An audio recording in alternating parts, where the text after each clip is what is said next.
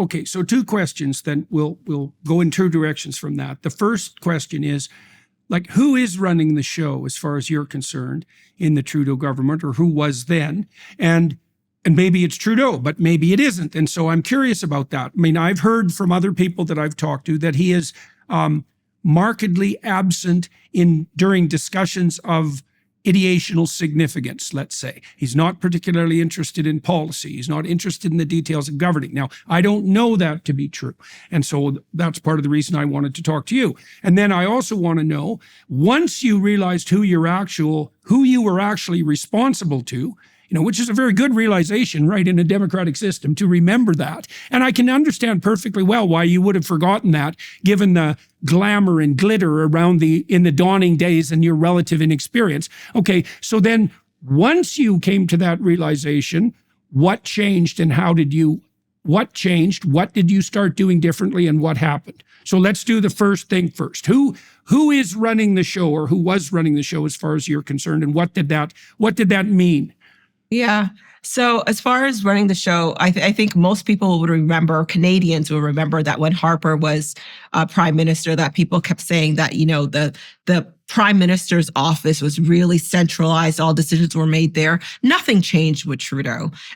It was the central office. It was his principal secretaries, Jerry Butts, Katie Telford, that were primarily running the show. And I don't think I'm the only one that would say this. I would think that, Bill Morneau left, said the same thing. Others have left and said the same thing. So this is not a Celina-ized perspective. This is something that I witnessed and I think is actually true. When it comes to, after the incident with Jody Wilson-Raybould, when Jerry Butts stepped down, I thought he was the only adult in the room.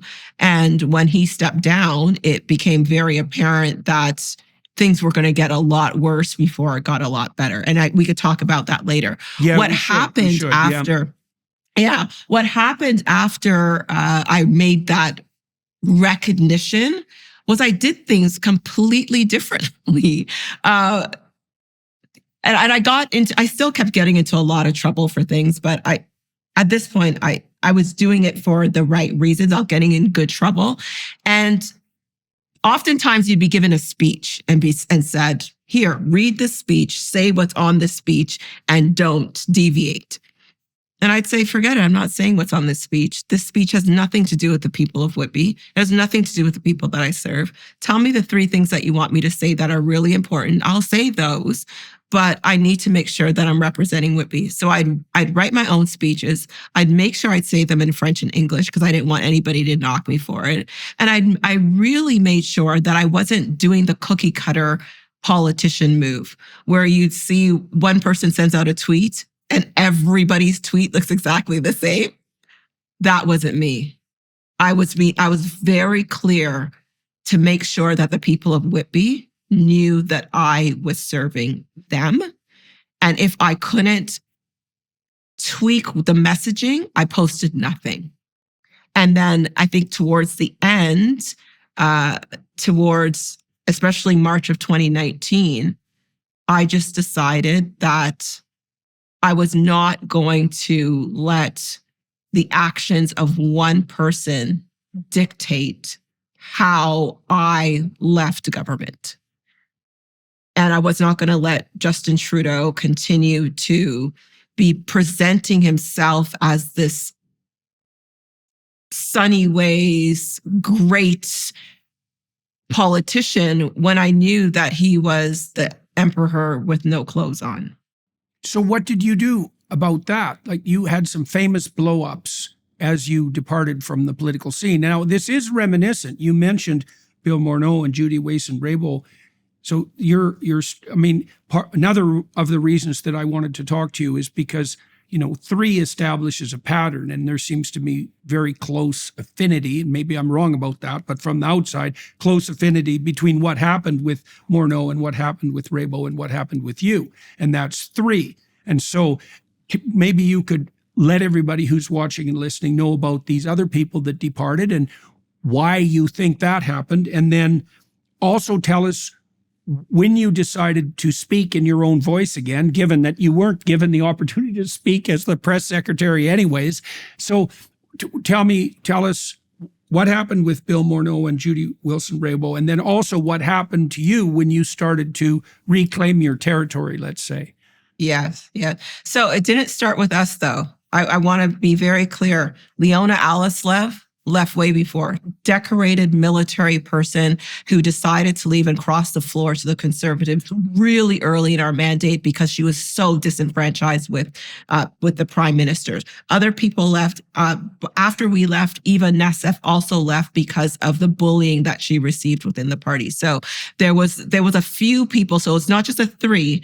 By the time Jane Philpott, decorated medical professional, left, we were way beyond threes at that point. So yes. Yeah. So there were quite a few, and I would say for me, I didn't have to have a public blow up with the prime minister. When I told him that I was leaving in early March of 2019, I was very clear for all of the reasons that we discussed before, feeling tokenized, not getting the support of the prime minister, just being very much marginalized within a liberal, which is it makes me so.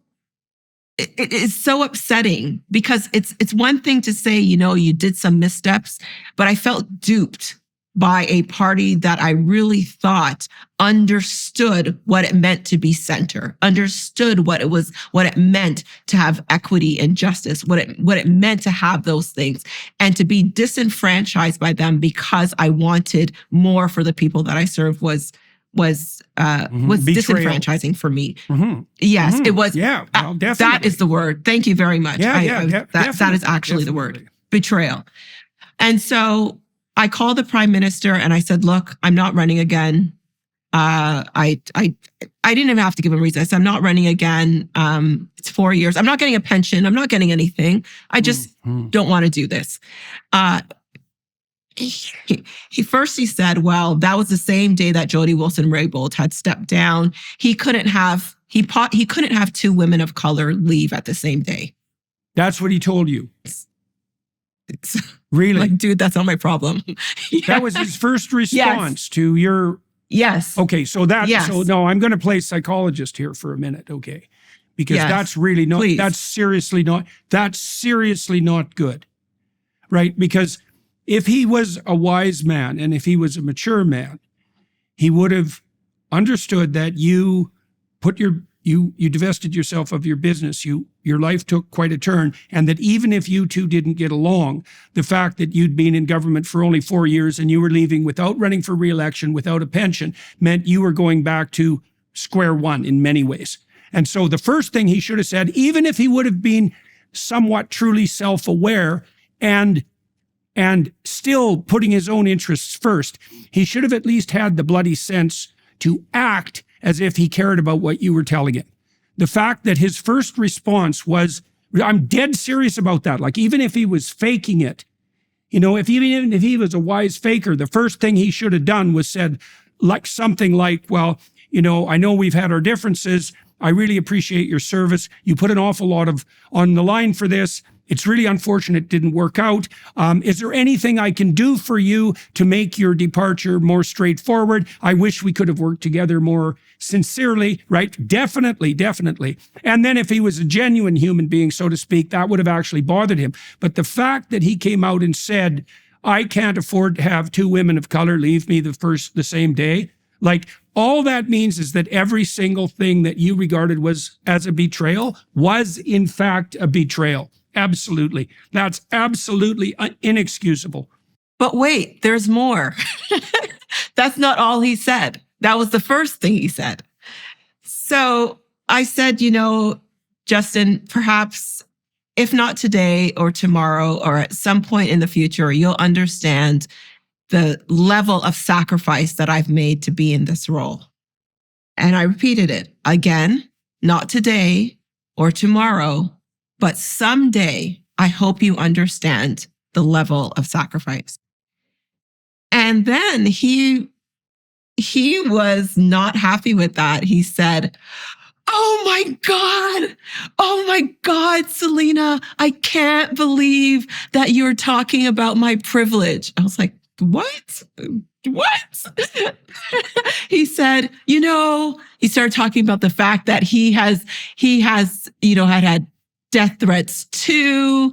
And that, in my mind, I'm going, but you have an RCMP detail. When me and my kids had death threats, I didn't have anybody, right? Like, so there's a lot of stuff missing from this story, Jordan, that I'm not putting out. But he went on and how I needed to appreciate him because he came to the riding during the by-election and how I should be, grateful to him. And I just was like, oh, hell no.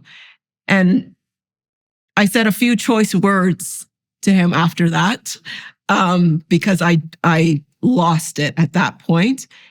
And yeah. What did you say? The point of me. Say? Oh, what did you tell him? Bad well, words. You can tone it down. What were you conveying? Put it that way. I was conveying that I wanted him to know who did he think he was speaking to. Like, I'm not a child. I'm not someone that he could just reprimand. I'm a colleague. And as a person in a professional capacity, if he had went off the way he did with me on someone else, he would have been taken straight to HR. And that doesn't happen because he has parliamentary privilege. And so he's able to get away with those kinds of things. And I wanted to make him darn sure that he was not going to get away with it with me. And I knew that he called on the prime minister's line. And so I know that whatever I'm saying that happened in this exchange is recorded somewhere. So I told him, absolutely not. You are never going to speak to me like that again. At the same time, though, Jordan, that would have stayed completely quiet. I would have never mentioned that I had that phone call with the prime minister ever until the issue with Jody Wilson-Raybould came up. And go through that. Yes. And so Jody Wilson-Raybould, for those who don't know, was the first Indigenous Minister of Justice and Attorney General of Canada, decorated lawyer, really, really, really admirable, smart person. When you talk about merit, absolutely has the merit for the job. Now, whether or not you like what she did within the context of this situation is irrelevant to me. The fact that the prime minister's office pressured her to do something that she knew would get her possibly disbarred, and that the ethics commissioner found the prime minister in breach of and actually wrong for pressuring her to allow this company to pressure her in doing something with this company is quite telling. So she was actually in the right by not taking the pressure or advice of the prime minister. But that's not the point. The point is that after this all happened with Jody stepped down. She was being pressured to do something that she knew was unethical, was wrong by legal standards. She said she wasn't going to do it. She stepped down. She was demoted first. Then she stepped down as Minister of Justice and Attorney General. And then she was thrown out of the party, her and Jane Philpott. Jane Philpott, again, decorated medical doctor who was the Minister of Health, the president of the Treasury Board, and another ministry within our government. The prime minister, after that, decided that he was going to go on national television and apologize to Canadians for the kerfuffle that was happening within his government. And he said the words of, and I'm going to misquote here, so we could look up the words at some point, but he said, "I want Canadians to know that my office door is open and it is available for anyone to come in, and that I treat everyone with basically kindness and respect and sunny ways." And I listened to that and I said, absolutely not. I had the first phone call with him in which he raked me over the coals for not appreciating him, although I had sacrificed just as much as he did and did exactly what he did to get to his position. I ran I was elected. He just had a different title. We both worked hard, but I needed to appreciate him for whatever reason, rake me over the coals for that. And then the second time I went to him, I went after that meeting and I said, I was going to go to him and say, look, you know what? We both said things we didn't mean on that phone call. Let's try to This is the last be phone call adults that here. you described? That's correct. The last phone call, I went to him after that. And, you know, just like I'm sitting across from you now, said, let's be adults here. We said some things we didn't mean. Let's move it along. The level of contempt and almost hatred that he approached me with, I have never felt more scared in my life of someone to be in a room with someone. And I knew Have you that ever heard happened. of wounded narcissism? Oh, Is that no, a I term have that not. rings a bell? No. Well, beware of it. Seriously. So okay, I have so that's a hell of yeah. a thing to say. Seriously, that's quite a thing to say. Yeah. That you were afraid. Okay, so I want to know why. Why were you afraid? Because that's a whole different level of anything that you've revealed so far, right? The worst thing that you've really revealed so far is the last conversation that you had with him where you both lost your temper and exchanged some harsh words, right? And there was all this strangeness surrounding Raybould and Morneau at that time too. But now you go there in an attempt to, what would you say? I wouldn't say smooth over the waters, but yeah. But that's right. Put some putty on it or something. Right. Well, and I mean, people get upset and they say things that are emotional, Yes. and then they can have a calm discussion about it and set things moderately right so they can go ahead. But Yes. you said that there was a terrible tension in the room that you associated with both contempt, and that's not good. Contempt is a very, very dangerous emotion. So married couples going for counseling who roll their eyes at one another have about a 99% chance of being divorced in the next year. Contempt is not good. And contempt plus hatred, that's seriously not good. And contempt, hatred plus fear in the target, that's really not good. Okay, so now tell me exactly what transpired in that meeting and why you had that reaction.